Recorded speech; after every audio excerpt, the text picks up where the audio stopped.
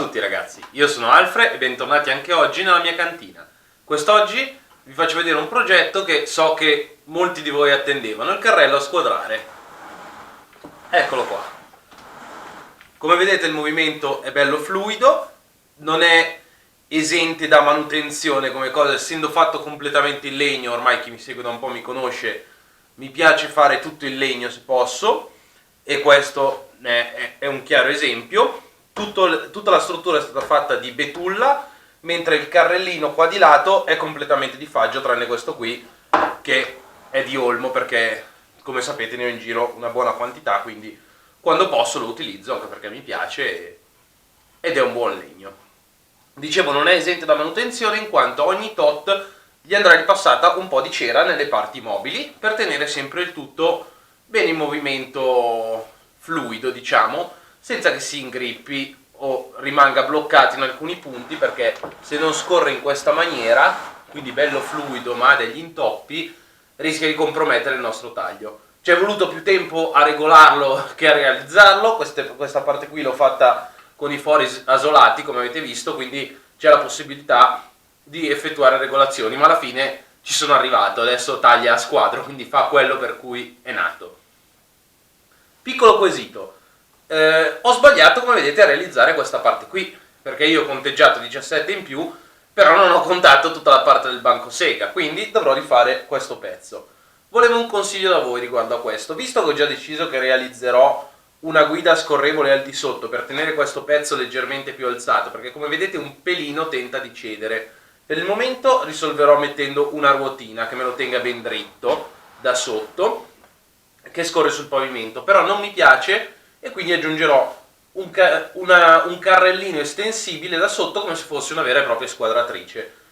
Il consiglio che volevo da voi è lasciare lungo così questa parte di carrello e rifare completamente questo pezzo, oppure accorciare il carrello rendendolo più stretto e spostare questo pezzo in qui. Fatemi sapere nei commenti cosa mi conviene fare secondo voi. Prima di realizzarlo ho preferito chiedere anche un vostro parere, visto che comunque tutta questa parte verrà poi eliminata, questa parte di qua di lato di banchi verrà eliminata e qui in mezzo resterà solo questa macchina qui.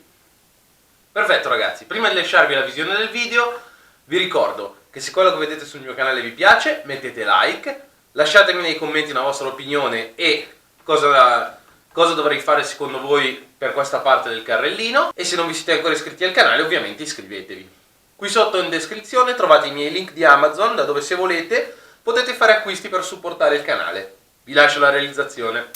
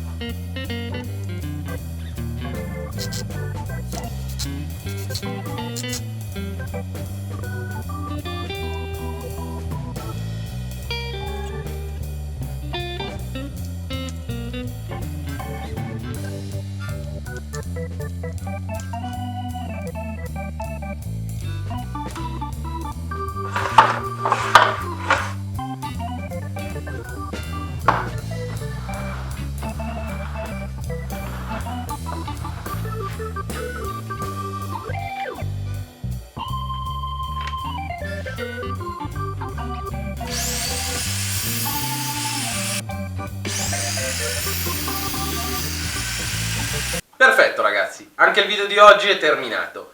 Io vi lascio con un paio di riflessioni personali che ho fatto sul canale.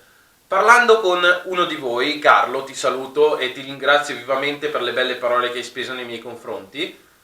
Ho stabilito che da adesso in poi, per un po' di tempo, caricherò un solo video a settimana sul canale, alternando un progetto e un tecniche di lavorazione e o tecniche di verniciatura, salvo eventuali unboxing di nuovi arrivi, che quelli non mi prendono troppo tempo e quindi li farò uscire come al solito a caso durante la settimana. Perché faccio uscire un video solo a settimana d'ora in poi? Perché ho deciso di concentrarmi meglio su pochi video ma ben fatti, perché alcuni degli ultimi video non mi soddisfavano al 100%, li ho pubblicati lo stesso per pura testardaggine di volerli pubblicare. Adesso non voglio più che sia così, voglio che ogni progetto che voi vedete mi soddisfi me per primo al 100%, altrimenti perdo anche la voglia di farlo dopo un po' se non mi soddisfa. Quindi non voglio essere vincolato dalla fretta di caricare un video, ma preferisco realizzarlo come dico io, come questo per esempio. Questo mi sono preso il tempo che necessitava per realizzarlo, infatti è venuto veramente bene e sono soddisfattissimo di come è venuto. Grazie ancora Carlo. Proseguendo, vi ricordo come nell'altro video di iscrivervi, qua sopra vi lascio l'iconcina del suo canale, al canale del mio amico Fabio, Two Creative Brothers. È molto bravo, questa settimana ha realizzato un portatastiera wifi per il Mac che sta per comprare e ha in arrivo molti altri progetti interessantissimi. Dateci uno sguardo e iscrivetevi anche al suo canale, mi raccomando. E come sempre, alla prossima!